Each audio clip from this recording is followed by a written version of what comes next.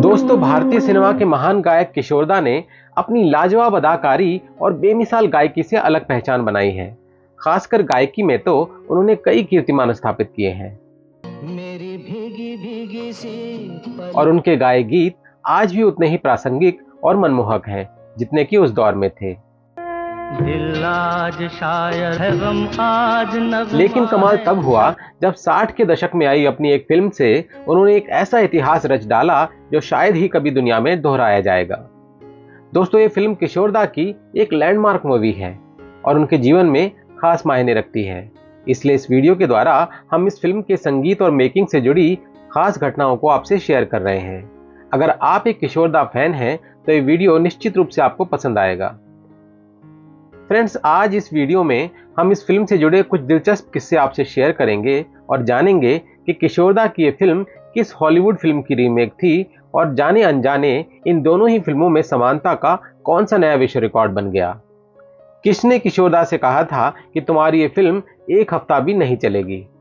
क्यों इस फिल्म के एक गीत की रचना के दौरान गीतकार शैलेंद्र किशोरदा से नाराज हो गए थे? क्यों इस फिल्म के निर्माण के लिए उनकी माताजी को अपने गहने तक गिरवी रखने पड़े थे? और किशोरदा की इस फिल्म ने कौन से नए विश्व कीर्तिमान स्थापित किए? इन सब सवालों के जवाब जानने के लिए इस वीडियो को लास्ट तक जरूर देखिएगा। तो चलिए शुरू करते हैं आज का वीडियो। आप देख रहे हैं आपका favourite YouTube channel singing emotion.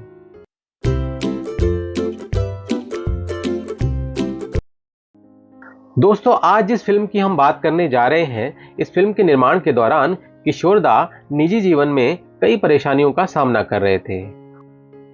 1960 के दशक की शुरुआत का ये वो दौर था जब किशोरदा अपनी पहली पत्नी रुमा गुहा जी से सेपरेशन के दर्द से उभर रहे थे और उनकी दूसरी शादी के बाद भी उनके हालात कुछ ठीक नहीं हुए थे। उनकी दूसरी पत्नी मधुबाला की दिल की बीमारी के चलते उन्हें मानसिक के साथ साथ आर्थिक रूप से भी कठिनाइयों का सामना करना पड़ रहा था। ऐसे मुश्किल हालात में भी उन्होंने फिल्म निर्माण के क्षेत्र में कदम रखने का साहसिक फैसला लिया। इससे पहले 1960 में मधुबाला जी के साथ शुरू की गई उनकी फिल्म सुहाना गीत मधुबाला जी की बीमारी के चलते पूरी न हो सकी और इसे बंद करना पड़ा। इसके बाद 1961 में उन्होंने एक और फिल्म बनाने का फैसला किया जिसका टाइटल था दूर गगन की छांव में। दूर शब्द से किशोरदा का कुछ खास लगाव था। संभवतः अपने होम टाउन खंडवा से दूर होने के कारण उन्हें बार बार प्रकृति की गोद में बसी अपनी जन्मभूमि की याद आती होगी और शायद इसी परिकल्पना ने उनकी फिल्मों के टाइटल में दूर शब्द को जगह दी। खैर, वजह जो भी हो, किशोरदा की फिल्मों के टाइटल और गीत उनकी हास्य कलाकार की छवि से उलट उनके बैरागी मनोभावों और दार्शनिक अंतर्मन को दर्शाते हैं, जो आमतौर पर एक डिवाइन सोल या पवित्र आत्मा का प्रतीक होता है। दूर गगन की छांव में या शॉर्ट में कहें तो डीजीकेसीएम फिल्म उनका ड्रीम प्रोजेक्ट थी, पर संभवतः फाइनेंस की कमी के चलते किशोरदा ने कुछ ऐसा करिश्मा किया कि ये एक विश्व रिकॉर्ड बन गया। इस फिल्म के लिए उन्होंने कई जिम्मेदारियां निभाई। वो इस फिल्म के हीरो थे, डायरेक्टर थे, प्रोड्यूसर थे, फाइनेंसर थे और इसके अलावा संयुक्त रूप से लिरिसिस्ट, म्यूजिक डायरेक्टर और सिंगर भी थे। ये देख, ये बंदूक चमक गया। ले, कल्पना कीजिए कि कोई इंसान एक फिल्म में इतनी सारी जिम्मेदारियां कैसे निभा सकता है। यह तभी संभव है जब आप एक चमत्कारी व्यक्तित्व के मालिक हों। असल में किशोरदा ने ऑलराउंडर या हरफन मौला किसे कहते हैं, इसका सही मतलब दुनिया को अपनी इस फिल्म से समझाया। माँ, ये संभवतः विश्व की पहली और आखिरी ऐसी फिल्म होगी जिसमें किसी व्यक्ति ने इतनी सारी जिम्मेदारियां निभाई हों और ये रिकॉर्ड निश्चित रूप से अविश्वसनीय है। समीक्षकों द्वारा प्रशंसित इस फिल्म में किशोरदा का एक अलग पक्ष दिखाया गया क्योंकि उन्होंने इस फिल्म में अपनी कॉमेडी एक्टर की इमेज से उलट एक गंभीर किरदार निभाया।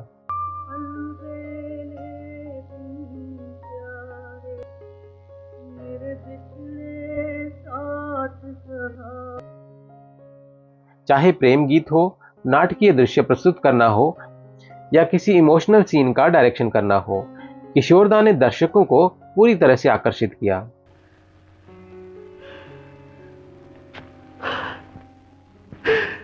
रामू मुझे माफ कर दे, मुझे माफ कर दे रामू, मैं तुझे अच्छा नहीं। इस फिल्म की कहानी एक पिता और बेटे के बीच के संवेदनशील रिश्ते को दर्शाती है, जिसमें लड़का रामू एक हादसे में अपनी मां के आग में जल जाने के बाद बोलने की क्षमता खो देता है।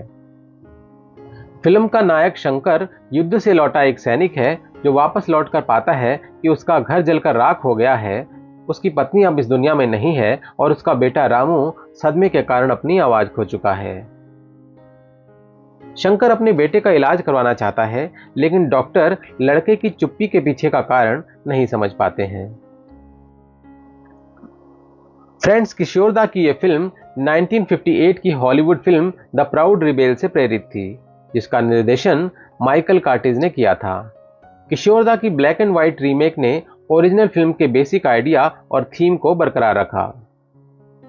रामू की भूमिका निभाने के लिए एक बाल कलाकार की तलाश में किशोरदा ने अखबार में ऐड दिया, लेकिन कई बच्चों का ऑडिशन लेने के बाद उन्हें सही बाल कलाकार नहीं मिल पाया। I don't know what's going to happen. Nobody does. Sometimes we have to do things that we don't want to do. यह देखते हुए कि original film the proud rebel में अभिनेता एलन लैड और उनके 10 वर्षीय बेटे डेविड ने अभिनय किया था, सिनेमैटोग्राफर आलोक दास गुप्ता और किशोरदा के करीबी अभिनेता इफ्तिखार ने सुझाव दिया कि किशोरदा अपने 8 वर्षीय बेटे अमित को इस भूमिका में लें, और ये अगेन अपने आप में एक अनोखा विश्व रिकॉर्ड बन गया कि पहले ओरिजिनल और फिर रीमेक फिल्म में भी पिता पुत्र की जोड़ी ने अभिनय किया। यह किशोरदा के बेटे अमित कुमार की पहली फिल्म थी जो आगे चलकर जाने माने सिंगर बने। इस फिल्म में उन्हें अमित गांगुली के रूप में क्रेडिट दिया गया था। एक पॉडकास्ट में अमित कुमार याद करते हैं, मेरे स्क्रीन टेस्ट में मुझे ये लाइन बोलनी थी, बापू तुम कब आओगे। जैसे ही मैंने अपनी लाइन कही, बाबा ने कहा बहुत बढ़िया, और अभिनेता इफ्तिखार से बोले, इफ्ती इसे ले लो, और मुझे तुरंत भूमिका मिल गई। दोस्तों, इस फिल्म में किशोरदा ने 6 अलग अलग जिम्मेदारियां संभाली थी। इस बारे में पूछे जाने पर वो कहते हैं कि जब कोई फिल्म सफल होती है तो उससे जुड़ा हर व्यक्ति श्रेय लेने के लिए आगे आ जाता है, पर जब कोई फिल्म फ्लॉप हो जाती है तो प्रोड्यूसर, डायरेक्टर, एक्टर इत्यादि हर कोई एक दूसरे को दोष देने की कोशिश करता है। तो एक बदलाव के लिए मैं फिल्म के निर्माण से जुड़े हर पहलू की जिम्मेदारी खुद उठा रहा हूं, और इसलिए कल अगर ये फिल्म फ्लॉप भी होती है तो सारी जिम्मेदारी मेरी होगी। दोस्तों, इस फिल्म को सिनेमा हॉल तक पहुंचने में 3 साल लग गए। इसका एक मुख्य कारण अमित की स्कूल की छुट्टियों के बीच 6 महीने का अंतराल था। किशोर फिल्म्स ने इस फिल्म का निर्माण लगभग आर्थिक तंगी के दौर में शुरू किया था। शुरुआती खर्च किशोरदा की माताजी गौरी देवी के गहने गिरवी रखकर पूरे किए गए और 3 दिनों के भीतर ही शूटिंग शुरू हो गई। कुछ लोकेशन शूट महाबलेश्वर में हुए और कुछ पंचगनी में। सत्यजीत रे की फिल्म पौथिर पंचाली से प्रेरित होकर बोरीवली में तालाबों आदि का क्लोजअप लिया गया। इस फिल्म का क्लाइमैक्स खंडाला में शूट किया गया।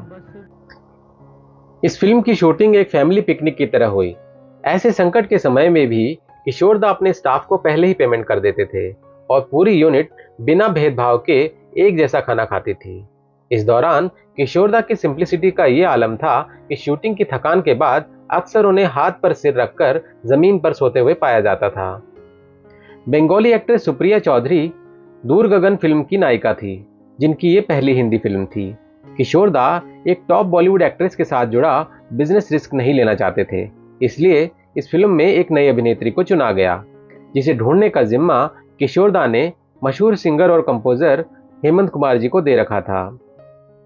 हेमंत दा सुप्रिया को मुंबई लाए, जहां उनके लिए एक हिंदी टीचर रखा गया। किशोरदा ने उनके हिंदी बोलने के कौशल को निखारने में मदद की। नहीं तो तेरा आपको आकर तुझे भी डांटेंगे और मुझे भी।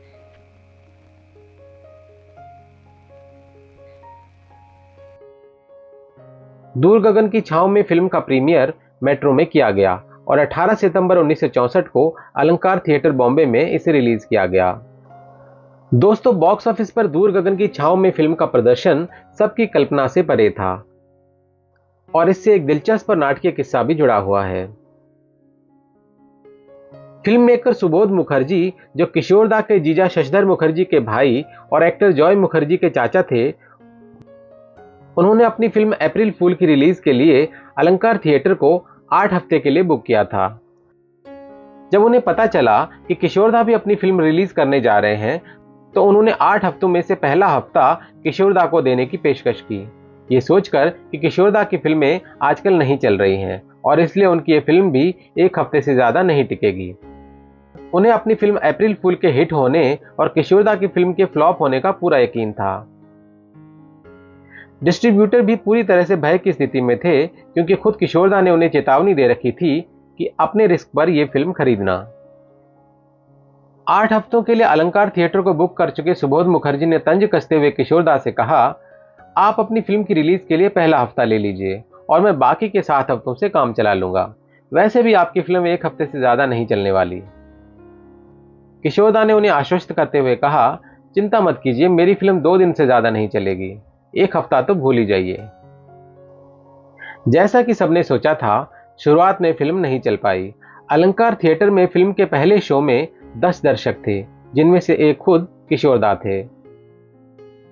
किसी को पता नहीं चला कि क्यों, लेकिन कुछ ही दिनों में फिल्म की परफॉर्मेंस में जबरदस्त सुधार हुआ। जो दर्शक फिल्म देखकर गए, उनके द्वारा माउथ पब्लिसिटी होने लगी और साथ ही आलोचक भी फिल्म के पॉजिटिव रिव्यू देने लगे। देखते ही देखते थिएटर के सामने हाउसफुल का बोर्ड टांकना पड़ा। फिल्म पूरे 8 हफ्ते तक चली। फिल्म की इस जबरदस्त परफॉर्मेंस को देखकर सुबोध मुखर्जी उस दिन को कोस रहे होंगे जब उन्होंने किशोरदा को पहला हफ्ता देने की पेशकश की थी। 8 सप्ताह की बुकिंग समाप्त होने के बाद किशोरदा ने फिल्म को सुपर थिएटर में ट्रांसफर कर दिया। आश्चर्यजनक रूप से फिल्म एक बार फिर थिएटर के सुपर नाम की उम्मीदों पर खरी उतरी और इस थिएटर में भी अगले 21 हफ्ते तक चली। पहले शो में 10 दर्शकों से लेकर सिल्वर जुबली तक का सफर। दूर गगन की छांव में फिल्म का यह भी अपने आप में एक अनूठा रिकॉर्ड है। दोस्तों, आपको बताते चलें कि रीमेक फिल्म दूर गगन की जबरदस्त परफॉर्मेंस के उलट ओरिजिनल फिल्म प्राउड रिबेल को माइकल कर्टिस की सर्वश्रेष्ठ फिल्मों में नहीं गिना गया था। यहाँ ये बात भी गौर करने वाली है कि किशोरदा की फिल्म प्राउड रिबेल की फ्रेम टू फ्रेम कॉपी नहीं है और दोनों ही फिल्मों में पिता पुत्र के बेसिक प्लॉट को छोड़कर कई घटनाक्रम और सीन अलग अलग हैं। किशोरदा अपनी भावुक कहानी के माध्यम से जनता के दिल को छूने में सफल रहे। उन्होंने अपनी इस फिल्म को किशोर फिल्म्स के सभी छोटे बड़े कार्यकर्ताओं को समर्पित किया और ऐसा करके कई दिल जीते। दोस्तों, किशोरदा ने अपने करीबी भोला श्रेष्ठ की सहायता से इस फिल्म में एक दुर्लभ गुणवत्ता का संगीत तैयार किया, जो शायद उनकी फिल्मों में पहले कभी नहीं सुना गया था। और इस फिल्म का संगीत उस मैसेज के साथ पूरी तरह मेल खाता था जिसे किशोरदा व्यक्त करना चाहते थे। राही तू मत रुक जाना। किशोरदा ने हेमंत कुमार से राही तू रुक मत जाना शीर्षक गीत गवाया। ये मधुर गीत पूरी फिल्म के दौरान सुनाई देता है।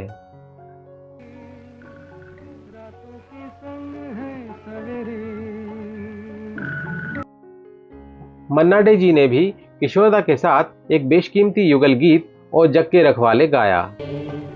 हमें तुझ बिन कौन संभाले। कुछ गीतों में खुद किशोरदा की आवाज भी पहले की तुलना में काफी अलग और कर्णप्रिय लगी। जिन रातों की भोर नहीं है। उनकी आवाज में नेजल साउंड का कोई एलिमेंट नहीं था और एक अलग ही बेस और वजन आ गया था, जो बिना बैकग्राउंड म्यूजिक के भी बेहद मेलोडियस लग रहा था। बोझ से गम के डूब गया। दोस्तों, ये कहना मुश्किल है कि किशोरदा को इस फिल्म में क्या अधिक अच्छा लगा होगा, उनके गाए गीत या उनका तैयार किया संगीत। और ये कहना अतिशयोक्ति नहीं होगी कि दूर गगन की छांव में किशोरदा का ग्रेट म्यूजिक डायरेक्टर बनने की ओर पहला कदम था, पर बाद के वर्षों में एक बिजी सिंगिंग सुपरस्टार होने के चलते शायद वो संगीत की ओर ज्यादा ध्यान नहीं दे पाए। दोस्तों, इस फिल्म के गीतों के पीछे की कहानियां भी काफी दिलचस्प हैं। उन दिनों किशोरदा एक नोटबुक में मजेदार कविताएं लिखते थे और उन्हें कविराज शैलेंद्र से अप्रूव कराते थे। हालांकि ये फिल्म उनका ड्रीम प्रोजेक्ट थी, इसलिए वे फिल्म के गीतों को लेकर बहुत गंभीर थे। वह चाहते थे कि कविराज शैलेंद्र उनकी भावनाओं को गीतों का रूप दें। पहले गीत की सिटिंग गौरी कुंज के बेसमेंट में हुई, जहां किशोरदा आमतौर पर काम करते थे। वो हारमोनियम लेकर बैठे और गीतकार शैलेंद्र को गीत की सिचुएशन बताई और फिर धुन गाकर सुनाई। जैसे ही उन्होंने गाना खत्म किया, शैलेंद्र तुरंत उठे और कमरे से बाहर चले गए। किशोरदा के मन में कई सवाल उठने लगे। क्या शैलेंद्र जी को मेरी कहानी पसंद नहीं आई? क्या मेरी बनाई ट्यून आउट ऑफ स्पेस थी? वो बाहर क्यों गए? हैरान परेशान किशोरदा ने तुरंत अपने हाउसकीपर को बुलाया और शैलेंद्र के ठिकाने का पता लगाने के लिए कहा। शैलेंद्र बंगले से कुछ ही दूरी पर समुद्र की ओर ताक रहे थे। जैसे ही किशोरदा का भेजा आदमी शैलेंद्र के पास आया, शैलेंद्र बोले, अपने मालिक से कहो कि चिंता की कोई बात नहीं, मैं अपनी सिगरेट खत्म करके अभी आता हूं। उन्होंने अपनी सिगरेट खत्म की और वापस आ गए और किशोरदा से बोले, किशोर, इन लाइंस को आजमाओ। किशोरदा को गीत बहुत पसंद आया और इस प्रकार एक अमर गीत का जन्म हुआ, जिसके बोल थे, कोई लौटा दे मेरे बीते हुए दिन। कोई लौटा दे मेरे बीते हुए, कोई लौटा दे मेरे। दोस्तों, इस फिल्म के सबसे चर्चित और कालजयी गीत आज चल के तुझे मैं लेके चलूं के पीछे की कहानी भी कुछ कम दिलचस्प नहीं है। किशोरदा ने आर्थिक तंगी के चलते अपनी फिल्म के गीतकार शैलेंद्र को काफी समय से पेमेंट नहीं की थी और शैलेंद्र फोन पर पेमेंट न मांग बैठे, इसलिए किशोरदा मजाक में उनकी सभी कॉलों का जवाब नाम बदल कर देते थे। किशोरदा बारी बारी से कभी घरेलू नौकर और कभी आया बनकर शैलेंद्र से बात करते और कहते, किशोरदा घर पर नहीं है। शैलेंद्र हंसते और फोन रख देते। तभी कुछ ऐसा हुआ जिसने शैलेंद्र जी को नाराज कर दिया। किसी तरह शैलेंद्र जी को इस बात की भनक लग गई कि किशोरदा ने अपनी नई फिल्म दूर गगन के लिए एक नया गीत रिकॉर्ड किया है। क्योंकि शैलेंद्र जी ने किशोरदा के लिए कोई नया गीत नहीं लिखा था, इसलिए वो इस बात से गुस्सा थे कि किशोरदा ने उनसे बिना पूछे किसी दूसरे गीतकार से गीत लिखवा लिया है और अब वो इसकी रिकॉर्डिंग कर रहे हैं। उन्होंने गुस्से में किशोरदा को फोन मिलाया। किशोरदा ने हमेशा की तरह एक बार फिर महिला की आवाज में जवाब देना शुरू किया। इस बार शैलेंद्र जी हंसने के बजाय किशोरदा पर गुस्सा हो गए और बोले, किशोर, मुझे पता है कि ये तुम हो, मुझे तुमसे जरूरी बात करनी है। किशोरदा ने जवाब दिया, बोलिए शैलेंद्र जी। शैलेंद्र जी गुस्से में बोले, किशोर, तुमने मुझे पिछले गानों की पेमेंट नहीं की है और अब तुम दूसरे गीतकार के साथ नए गाने रिकॉर्ड कर रहे हो। किशोरदा शांत होकर बोले, देखिए शैलेंद्र जी, अगर मैं आपसे एक और गीत लिखने को कहता तो मुझे पहले आपके बाकी पैसे देने पड़ते, इसलिए मजबूरी में मैंने ये गाना खुद लिखा है। इसके बाद किशोरदा ने फोन पर शैलेंद्र जी को अपना लिखा गीत गाकर सुनाया। गीत सुनकर शैलेंद्र हैरान रह गए और बोले, किशोर, अगर मुझे यह गीत लिखना होता तो मैं इसे बिल्कुल इसी तरह लिखता। किशोरदा जानते थे कि उनके लिखे गीत की इससे बेहतर प्रशंसा नहीं हो सकती थी, पर सम्मान के प्रतीक के रूप में किशोरदा ने फिल्म टाइटल्स में गीतकार के रूप में सिर्फ शैलेंद्र जी का नाम लिखा, अपना नहीं। फ्रेंड्स, आ चल के तुझे ये गीत किशोरदा के टाइमलेस गीतों में से एक है और किशोरदा के एकल गीतों की शायद ही कोई प्लेलिस्ट होगी जिसमें ये गीत शामिल न हो।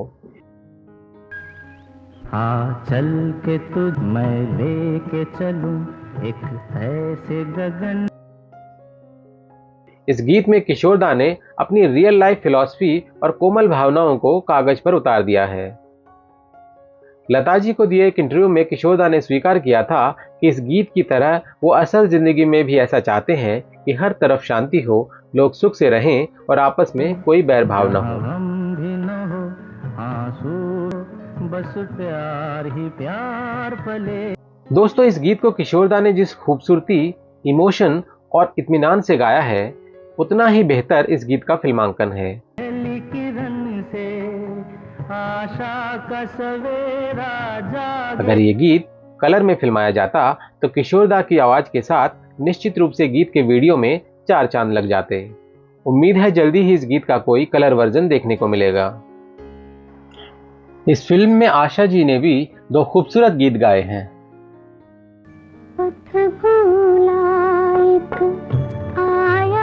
खोया खोया चंद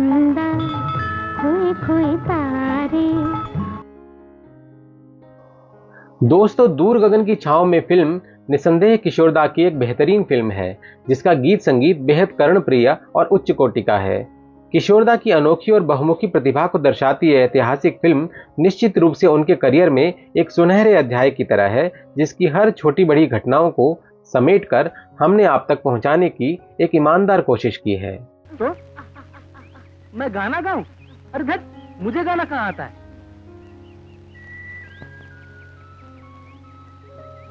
उम्मीद है आपको हमारा ये वीडियो पसंद आया होगा। अगर आपको हमारा आज का वीडियो पसंद आया हो तो इसे लाइक और शेयर जरूर करें और ऐसे ही और दिलचस्प और जानकारी भरे वीडियोस देखने के लिए हमारे चैनल सिंगिंग इमोशन को सब्सक्राइब कर लीजिए। जल्दी ही मिलते हैं एक और नई वीडियो के साथ। तब तक अपना बहुत बहुत ख्याल रखिएगा। Thank you for watching.